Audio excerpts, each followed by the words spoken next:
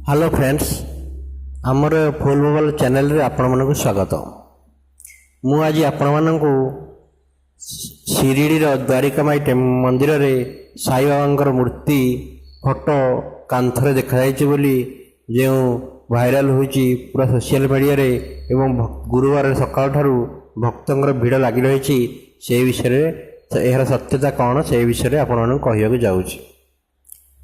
आपण मैंने देखिथिबे social media रे किंबा टीवी रे जे साई बाबार मूर्ति से कांथरे देखाला भली देखा जाउछि। सत्यता यह है जे कांथरे एक्चुअली रंग छाड़ी दिया हेतु बुधवार दिन राति रे किसी भक्त को देखा जाइथिला जे साई बाबा मुह भली देखा जाइथिला। से माने कौन कले ना याकू वीडियो उत्तोलन करी फोटो उठाई सोशल मीडिया छाड़ी देथिले एवं सकाळू भक्त मैंने देखा फल साई बाबा आविर्भाव होती कही अंधविश्वास सहित एठारे जमा होबार लगी।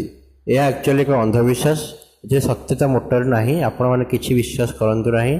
साई बाबा प्रकृत पक्ष से कांथर आविर्भाव होना एवं कांथर रंग छाड़ी जाइए हेतु यह साई बाबा मूर्ति भाई देखा जाउछि। तेणु से भक्त मैंने अंधविश्वास सहित काली ठारू भिड लगे रही। आपण मानकु ये वीडियो केमिति लागिला कमेंट्स जरूर बतांतु एवं लाइक एंड शेयर मध्य करंतु एवं आमर चैनल को सब्सक्राइब करने को भूलंतु नहीं।